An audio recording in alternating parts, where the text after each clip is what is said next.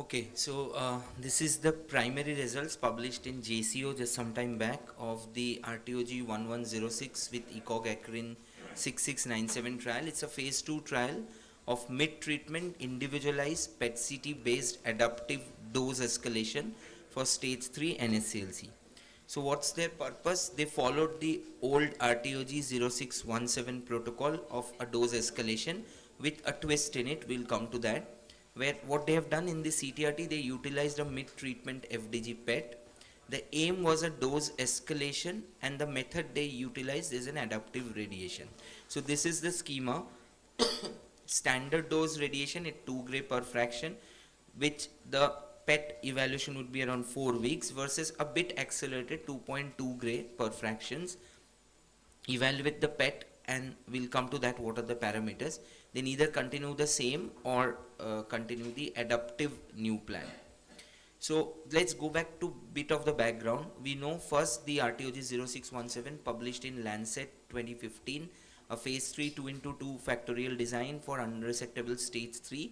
They tried two dose protocol 60 and escalated 74 with or without cetuximab in addition to their concurrent paclicarbo plus consolidation with a primary endpoint of overall survival.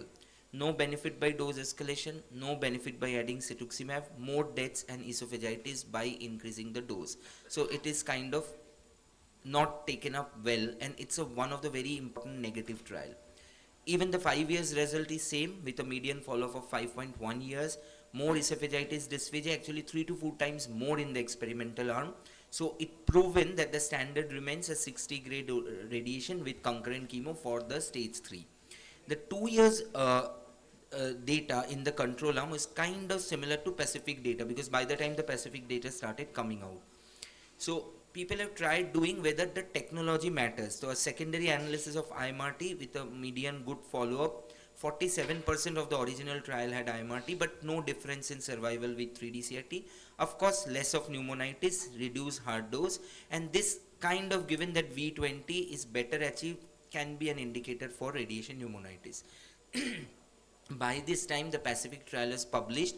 So even after the 5-year data of quite impressive, more or less the stage 3 are treated by chemoradiation followed by an consolidation.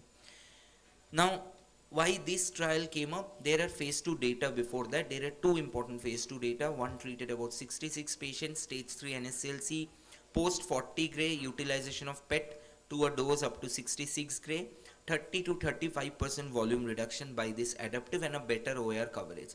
The other one, more impressive, from the same author of this current data, published in JAMA with 42 patients, and they also selected poor KPS and poor PFT patients. So this indicated why maybe, sorry, their adaptive played a role. So their adaptive is after 45 gray and a similar kind of escalation completing in 30 fractions up to even 86 gray, and had concurrent chemo as well and consolidation.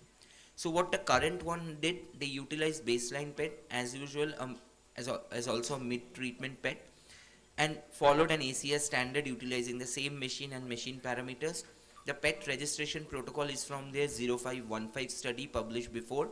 They also have utilized 4D CT-based simulation in select cases, preferably IMRT, IGRT. They documented a metabolic tumor volume from the PET, followed standard dose prescriptions, no elective nodal coverage. The adaptive PET would come around 18 fraction, which will be 36 gray for the standard arm and 39.6 gray for the experimental one. Tried to keep the mean lung dose of the whole plan less than 20, lung V20 less than 35, and esophagus Dmax less than 74. So these were in the documented in their trial. So their primary therapeutic endpoint is freedom from loco-regional failures or progressions, and which is a centrally reviewed thing, no failure in the PTV primary or the node. The primary imaging endpoint is change in the SUV peak from the baseline to the mid-treatment PET, and they tried to correlate this with an FFLP. So these are the key features among all the features, which is more or less well balanced in either arm. So majority of the patients are adenocarcinoma, majority is stage 3A. Most of them, about 60%, are tumor size in either arm less than 5 cm. Former smoker or current smoker are predominant in their trial. So what's the result? The adaptive RT causes a 56% reduction in the metabolic tumor volume. However, the median min lung dose, which is more or less similar in either, so as the hard dose, so as the grade 2 esophagitis. In fact, adaptive had more grade 2 esophagitis, and these parameters you can see from the table as well. Once they applied this in their alive and progression free survival and also freedom from locoregional progressions, the curves are overlapping, so it did not translate into any clinically endpoint based benefits. So what they concluded, as we started with these 4 points, following the RTOG 0617 dose escalation, is it feasible by a mid treatment PET and adaptive planning? Just if we check feasible, yes, it is feasible. What they utilize to be a mid treatment, mid CTRT based FDG pair, is it effective? It is kind of effective. I'll come to it. Their aim was a dose escalation, which they have safely been able to deliver also with acceptable toxicities.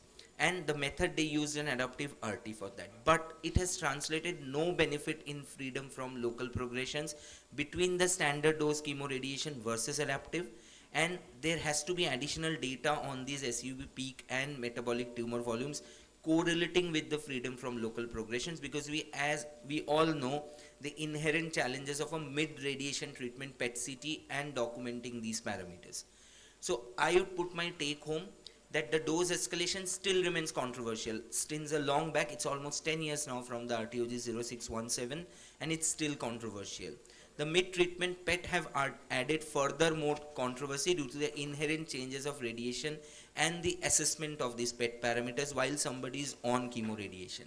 The only favorable factor is the toxicities remain similar even after doing a dose escalation in this, and this may not be in tune to the current standard of care in stage 3 NSCLC once the PACIFIC data has matured. So what should we do? Maybe beyond PET adaptive radiation, try to do proton based, try to do SBRT with the lung primary and sequential to mediastinal, what the LU008 is doing, and probably some MR guided role if we try to really assess some beyond the biological parameters predictive factors for adaptive radiation. As of now, this is from authors. There is no recommendation for going for a phase 3 for this current trial. So I end. Thank you and Merry Christmas.